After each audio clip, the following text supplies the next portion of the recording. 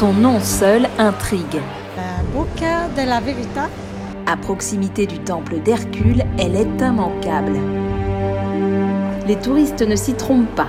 Sous ce porche de l'église Santa Maria in Cosmedine, la promesse est forte, un visage en marbre de 2000 ans punit les menteurs.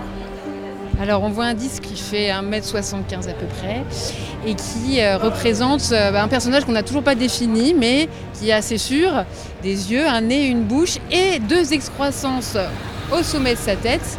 On a pensé donc au dieu faune, au dieu océan, même carrément à des têtes de loup, évidemment en référence à la célèbre légende, la fondation de Rome. Donc finalement on ne sait pas quoi il représente. Peut-être qu'on ne saura jamais. Mais la légende, elle, on la connaît. Franchement, je sais pas, parce que je me suis pas vraiment renseignée avant. On nous pose une question à côté de la bouche de la vérité, on doit dire la vérité ou il y a quelque chose comme ça. Qu'est-ce qui se passe quand on met la main ? Oui, c'est plutôt quelque chose dans ce goût-là. Alors la légende c'est que quiconque met sa main à l'intérieur et a menti dans sa vie, verra la bouche se refermer sur lui. En fait c'est un vrai détecteur de mensonges. Il y a une légende aussi qui est née et que tous les Romains connaissent, c'est la femme adultère. Une femme qui effectivement trompait son mari, donc son mari avait des soupçons.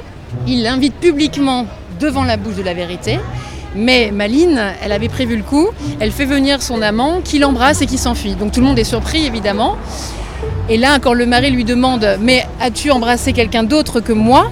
Là, elle est obligée de répondre « Oui, le fou qui vient de m'embrasser juste il y a quelques instants. » Pourtant, à l'origine, on prenait ce visage pour un oracle, c'était plus sympathique. C'est seulement au XVe siècle qu'apparaît son côté vengeur et le nom de bouche de la vérité. Quant à sa popularité, elle est plus récente. C'est le film Vacances romaines de William Wyler qui aurait rendu mondialement célèbre la bouche de la vérité. On y voit Gregory Peck prétendre se faire mordre la main, ce qui terrifie Audrey Hepburn et la fait tomber dans ses bras. Depuis la sortie du film en 1953, les curieux n'ont cessé de défiler ici de plus en plus nombreux afin d'immortaliser ce lieu désormais mythique et surtout mettre la légende à l'épreuve. On est déjà venu il y a quelques années, donc il n'y a pas de surprise sur le résultat. Il ne faut pas s'inquiéter, même ceux qui mentent ne se feront pas manger la main.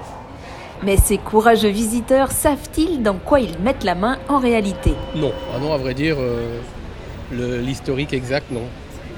L'origine, à quoi servait ce disque de marbre ? C'est plus plausible que ça soit une plaque d'égout, donc de l'époque antique bien sûr. On veut pour preuve tout simplement la bouche qui a effectivement les bords émoussés, ou ça pourrait être une fontaine, un instrument pour capter les eaux aussi, c'est possible. Mais disons que la version officielle, c'est la plaque d'égout, surtout que vous aviez le grand égout, la Cloaca Maxima, qui passait juste là. Bon, écoutez, on va mettre la main dans une bouche d'égout.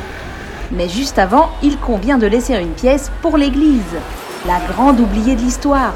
Ce chef-d'œuvre médiéval s'est fait voler la vedette par une bouche d'égout, murée sous son porche depuis l'an 1632.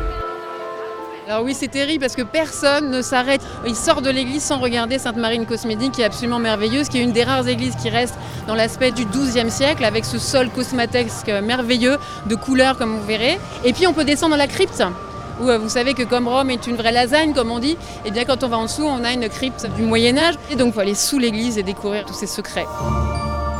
N'oubliez donc pas d'en faire le tour une fois vous êtes rassuré de votre honnêteté.